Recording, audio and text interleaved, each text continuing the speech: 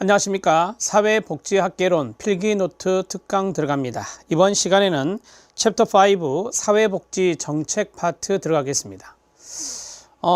여기 나온 대로 사회복지 정책 파트가 가장 많이 출제됩니다. 정책 정복이 고득점의 지름길입니다 라고 했습니다. 정책에서 무난하게 다 맞춰주시면 만점이 보일 수도 있습니다. 사회복지 정책은 9문제, 기본적으로 9문제 정도 출제가 됩니다. 절반 정도 나온다 라고 보시면 되는데, 정책과 행정, 정책과 법령 이렇게 중복되는 부분도 있거든요. 그런 문제가 한두 문제 출제되기 때문에 그것까지 합치면 10문제가 넘어갈 수 있습니다. 상당히 중요한 영역이다 라고 말씀드릴 수 있고요. 작년에 출간된 교재하고 비교했을 때 내용을 많이 집어넣지는 않았지만 순서가 바뀌었습니다. 순서가 상당히 많이 바뀌었다는 것을 말씀드립니다. 좀 순서를 관련된 것끼리 좀 가지런히 정돈했다 라고 보시면 됩니다. 그래서 작년 교재가 있는 분들은 좀 왔다 갔다 하셔야 될 것 같습니다. 상당히 많이 순서를 바로잡았다라는 것을 미리 말씀드리겠습니다. 자, 그러면 지금부터 영국의 역사 들어갑니다. 영국의 역사는 시험 문제 나올 확률이 80% 이상은 되는 겁니다. 나라별로 영국, 미국, 독일, 한국 이렇게 나누어 볼 때 영국의 역사가 가장 잘 나오고요. 그 다음에 우리나라 역사도 잘 나온다 이렇게 말씀드렸죠. 우리나라 역사는 뒤에 부록에 실어져 있으니까 그걸 꼭 봐주셔야 된다는 것 말씀드립니다. 구정작업 길스 공개, 자인배, 이게 뭔지 아십니까? 순서 암기법입니다. 반드시 외우셔야 합니다. 우리 시험 문제 보면 영국의 역사를 흐트러 놓고 순서대로 나열하는 문제가 많이 있습니다. 그래서 이 내용들을 살펴주셔야 되는데요. 구빈법, 다른 말로 엘리자베스 구빈법이라고 합니다. 자, 1601년입니다. 좀 연도를 기억해야 될 것은 제가 말씀을 드릴게요. 그 다음에 정주법입니다. 구정 정주법입니다. 이거 시험에 여러분들이 아마 기출문제 보시면 이거 좀 잘 나오네 이런 생각이 들 정도로 나옵니다. 작업장 테스트법, 작업이라고 하는 것이 작업장 테스트법입니다. 작업장 테스트법은 그 전에 작업장법이란 게 있었거든요. 그래서 작업장법은 1696이고요. 작업장 테스트법은 1722인데요. 이 구정작업 길, 그러니까 이 두 가지 모두 다 정주법과 길버트법 사이에 있습니다. 그래서 시험 문제에서 이게 나오든 저 암기법대로 그대로 적용하시면 됩니다. 길버트법 시험에 잘 나오죠. 계속 넘겨서 순서를 볼 겁니다. 자, 스가 뭡니까? 스피넴 랜드법입니다. 스피넴 랜드법, 이 공이 있는데요. 여기 지금 없어요. 공은 공장법입니다. 이 공장법에서 하나 기억해야 될 부분은 아동입니다. 아동, 노동, 복지법이다. 이렇게 적어주시면 됩니다. 아이들이 노동 현장에서 상당히 많은 죽음이나 기형이나 이런 문제가 발생해서 사회 문제가 됩니다. 그래서 이 아동 노동 복지법에 해당되는 공장법이 만들어지게 됩니다. 그 다음에 개는 개정구빈법이라고, 다른 말로 앞에 구구빈법과 비교해서 신구빈법이다 이렇게 이야기합니다. 자, 그 다음에 자인배가 있는데요. 자는 자선조직협회, 인은 인보관운동입니다. 이거는 뒤에 별도로 나올 겁니다. COS를 말하고 이것은 인보관운동을 말합니다.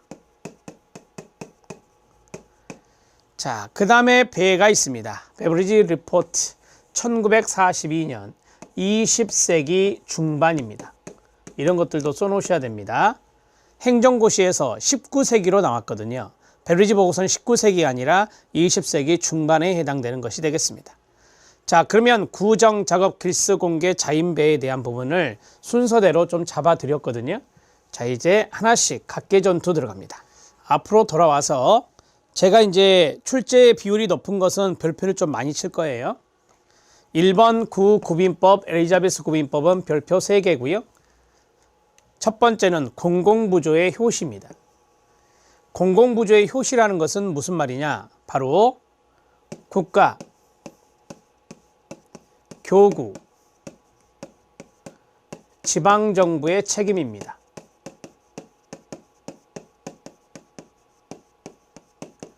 즉, 빈민구제에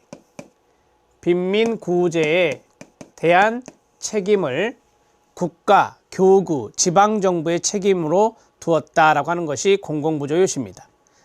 제가 이거 다 시험에 나왔던 거예요. 국가의 책임으로 인정했다, 교구의 책임으로 인정했다, 지방정부의 책임으로 인정했다. 다 똑같은 말이라고 보시면 됩니다. 같은 맥락으로. 그 다음에 세금을 징수해서 구빈을 하였습니다. 자, 그 다음에 첫 번째는 여기 구분초우 나와요. 어떻게 구분초우를 했습니까? 노동이 가능한 빈민, 노가빈, 건강한 빈민입니다. 이 사람은 작업장으로 보냈고, 그 다음에 노불빈, 노동이 불가능한 빈민이라고 합니다. 건강하지 못한 빈민은 구빈원, 즉 시설에 수용하였습니다. 이 두 가지를 우리는 원내구제라고 말할 수 있겠죠. 작업장에서 일을 했고 시설에서 보호받았기 때문에 원내구제입니다. 자, 노동이 가능한 빈민으로 나누고, 그 다음에 노동이 불가능한 빈민으로 나누고, 그 다음에 요보아동으로 나누죠. 이걸 구분초우라고 합니다. 자, 이 요보아동은 어떻게 됐나요? 요보아동은 입양을 시키거나 좀 큰 아이들은 도제, 장인에게서 직업 기술을 배울 수 있는 도제를 활용했습니다. 입양과 도제, 이 정도 정리하면 되겠습니다. 엘리자베스 구빈법에 대해서 좀 아시겠나요? 한 가지 더 팁으로 말씀을 드리면 1차적 책임은 누가 졌을까요? 1차적 책임은 국가였을까요? 아니죠. 우리나라 공공부조도 1차적 책임은 부양 의무자가 집니다. 따라서 가족이나 친척의 책임이었다라고 보시면 됩니다. 이 정도의 단어 정리해 놓으시죠. 자, 정주법입니다. 정할 정자에 살 주자를 쓰는 겁니다. 따라서 정착을 장려한 것입니다. 다른 말로 이주를 제한한 것이다 라고 합니다. 우리가 이제 농업 자본가들은 노동력이 필요한데요. 이 노동력을 확보하는 차원에서 정주법을 만들게 되는데, 어디 교구는 구빈에 대한 재정이 많더라. 그러면 그쪽으로 사람들이 다 편향, 즉 휩쓸림, 쏠림 현상이 나오죠. 쏠림 현상이 일어나니까 거기에 대해서 교구 이기주의가 발생하면서 이 들어오는 것을 막습니다. 교구에서 들어오는 걸 막기 때문에 바로 이제 이 두 가지의 이해관계가 딱 맞아떨어져서 정주법이란 게 만들어집니다. 이 정주법을 너무 깊이 있게 공부하지 마세요. 정주법의 시험 문제는 딱 두 가지였습니다. 정착을 장려하는 제도, 이주를 제한한 제도, 같은 말이잖아요. 그러면 시험에서는 어떻게 냈느냐? 이겁니다. 이주 장려, 이주를 장려했다. 이렇게 나오면 당연히 틀리겠죠. 이주를 제한한 것이니까 이주 장려라면 정주법의 취지와 맞지 않습니다. X라고 써주시고요. 작업장 테스트법 들어갑니다. 내치불경이 위반한 일명 내치불법입니다. 자, 강제노역과 연관성이 있어요. 그리고 중상주의 이념에 입각해서 국부의 증진, 국가의 부증진을 목적으로 해서 작업장 테스트법이 만들어진 겁니다. 일종의 청부제도였습니다.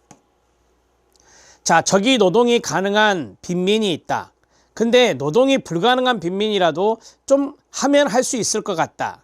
그러면 대개 이 노동자, 그러니까 빈곤한 사람들을 착취하는 이 청부인들이 주로 누구였느냐? 상인들이었습니다. 이 상인들이 바로 그 사람들을 작업장에 좀 속된 말로 심한 말로 작업장으로 끌고 와서 작업장에서 강제 노역을 시킨 겁니다. 그렇게 해서 자기들은 돈을 벌고 이런 것들을 우리가 청부제도라고 이야기하고 있습니다. 자, 원내구제죠. 당연히 작업장이니까. 그래서 국가 주도하에 이루어졌던 것이다. 우리가 이제 시험 보면 다음 중 주체 활동이 다른 것은 이렇게 나와요. 그래서 작업장이라는 것이 나옵니다. 이거는 국가 주도하에 있으니까 공공이 주체가 된 겁니다. 공공이 주체가 된 거다. COS 민간 주체입니다. 인보관운동 민간 주체입니다. 우회조합 민간입니다. 이런 것들이 시험에 나왔던 거예요. 그래서 이 작업장은 국가 주도하에 이루어졌으니까 공공이 주체였다. 이런 것들도 정리해 놓으셔야 됩니다. 자, 작업장 테스트법은 강제 노동과 연관성이 있다는 것 잘 알아놓으시고요. 자, 이 제도는 생산품의 질이 떨어지면서 인권의 문제도 있었고요. 실패로 돌아가게 됩니다. 작업장 테스트법은 실패로 돌아가게 됩니다. 자, 여러분들 이 길버트법은 상당히 인도주의적인 제도거든요. 여기 보시면 작업장을 개선하는 운동이에요. 이 작업장이 그 전에 이 작업장 테스트법에서 많은 강제 노동으로 인한 사회 문제가 발생하게 돼요. 그래서 이 작업장을 개선하고자 운동이 벌어지는데 그게 바로 길버트법과 연관성이 있다라고 하는 거예요. 작업장 테스트법이 원내구제였다면 이것은 원해구제를 강조했던 것입니다. 우리 시험 문제 원해구제 길버트법 정말 많습니다. 정말 많습니다. 지문이 꼭 알아놓으셔야 된다는 거고요. 자, 교구연합행정이란 걸 했습니다. 이거는 뭐 참고하셔도 되는데 A교구, B교구, C교구, D교구가 있다고 가정해 봅시다. 그러면 A, B를 연합하고 C, D를 연합했다라고 하는 거죠.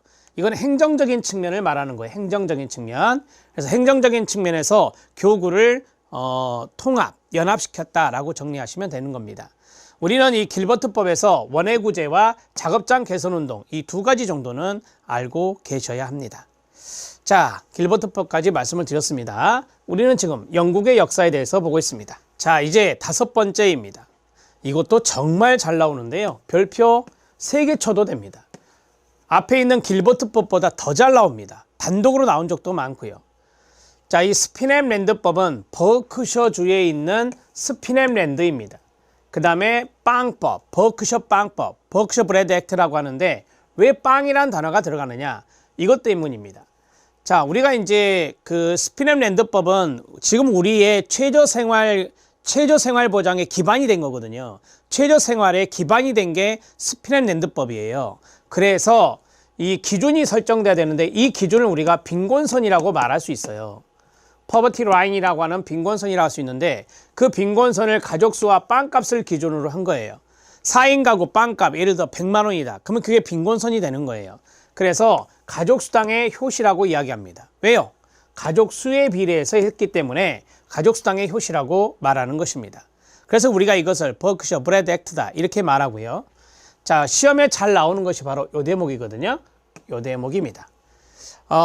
스피넴랜드법은 임금의 부족한 임금을 보충해 준 제도예요. 그래서 우리가 일명 임금 보조 제도다. 임금 보조 제도다. 이렇게 말할 수 있어요. 자, 또한 이 스피넴랜드법의 제정 당시 상당히 극심한 경기 침체기였습니다. 경제 침체기였습니다. 자, 이 시기에 바로 스피넴랜드 제도가 만들어진 것인데요. 임금을 보조해 준 제도 좋은 것 같습니다. 그런데 이걸 세금으로 구빈세로 지원해 줬거든요. 그러면 세부 부담률이 높아질 수밖에 없어요. 자, 구빈세로라고 돼 있잖아요. 구빈세로 보충해 준 거다. 바로 아래 보면 구빈세 부담이 증가되었다라고 합니다. 왜 증가됐을까요? 자, 저임금이 합리화가 됩니다. 임금 노동자의 저임금이 합리화가 돼요. 저임금을 주게 되고 원어들은 따라서 노동 동기가 당연히 저하될 수밖에 없습니다. 여러분들이 일을 많이 하는데 똑같이 하는데 임금을 적게 준다면 노동 동기는 떨어지게 될 것입니다. 자, 저임금이 합리화되고 구빈세 부담은 증가하게 되고 이러한 문제점이 발생하게 되는 거죠. 스피넴랜드 제도의 문제점을 말씀드리고 있습니다. 그것들을 엮어서 정리하시면 좋겠습니다. 자, 이것은 언제 폐지되나요? 스피넴랜드 제도는 쭉 이어졌다가 언제 폐지가 되냐면 이 제도는 여기다 쓰겠습니다. 신구빈법, 개정구빈법 제정 시 폐지되게 됩니다. 바로 아래가 개정구빈법, 신구빈법이잖아요. 그때 폐지가 된다라고 보시면 됩니다. 자, 개정구빈법은 1834년 1834입니다. 스피넴랜드법은 1795입니다. 따라서 한 40년 정도 스피넴랜드 제도가 유지가 되었죠. 개정구빈법 들어갑니다. 여기에서 중요한 것은 뭔지 아십니까? 3원칙이 중요합니다. 3원칙 들어갑니다. 시작! 열등초우의 원칙, 그 다음 작업장 재설립 원내구제의 원칙, 그 다음 전국적 행정통일의 원칙입니다. 전국적 행정통일은 중앙집권행정이라는 것이고 그 다음에 균일초우라는 것과 같은 말입니다. 세 가지 원칙 꼭 기억하셔야 됩니다. 자, 첫 번째 열등초우 원칙 오른쪽에 뭐라고 써졌나요? 네, 형평이라고 써졌습니다. 형평. 공평한 거다라고 하는 것을 말하는 거예요. 자, 그림으로 설명을 하게 되면 이게 최하위 임금 노동자의 임금 수준입니다.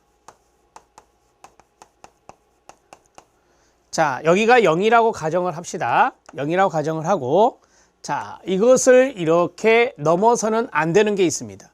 그게 바로 뭐냐면 복지급여 수준입니다. 국가로부터 복지급여를 받는 사람을 수급자라고 가정해 볼게요.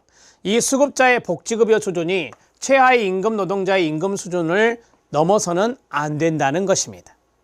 이게 넘어서면 소득 계층 간의 역전 현상이 발생하는 거예요. 그래서 형평성의 차원에서 열등초우를 하라 이 말입니다. 그래서 이런 것들을 우리가 법조문에 명문화했다 그래서 열등초우 원칙 명문화가 됩니다. 개정구빈법에서 시험에 진짜 많이 나오는 단어예요. 꼭 알아두셔야 됩니다. 별표. 자, 그러면 많이 주자, 적게 주자? 적게 주자는 거잖아요. 많이 줄 필요 없다라고 하는 거예요. 이해됐죠? 인구론의 학자가 멜더스입니다. 우리 시험에 이거 나왔어요. 멜더스의 영향입니다. 멜더스의 영향으로 바로 빈곤한 사람들에게의 처우를 좋게 할 필요가 없다라고 하는 겁니다. 빈곤한 사람에게 처우를 하게 되면 이 빈곤한 계층이 계속해서 늘어난다라고 하는 거죠. 요즘으로 말하면 복지병이 되는 거예요. 그래서 빈곤 인구가 증가하게 되면 나중에 식량의 문제가 발생한다라고 하는 것들을 멜더스가 주장하게 된 것입니다. 인구론의 학자죠.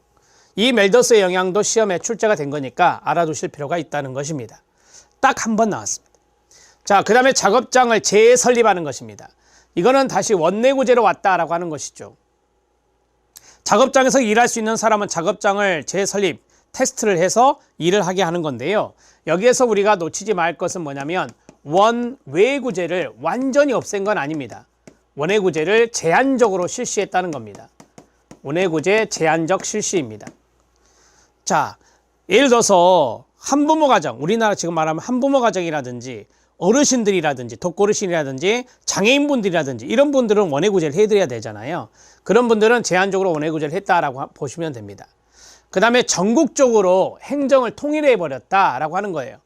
중앙의 왕명에 의해서 중앙통제위원회를 컨트롤타워를 만들어 놓고 자, 여기에서 중앙집권행정을 했다 이 말이죠. 자, 여기에서 지방분권이 나오면 안 돼요. 지방분권, 행정 이런 식으로 나오면 이거는 틀린 지문이 된다는 것을 기억하셔야 됩니다. 또한 행정적인 차원에서 다 똑같이 처우했기 때문에 이것을 균일처우 원칙이라고도 말한다. 동의어 다 말씀드렸습니다.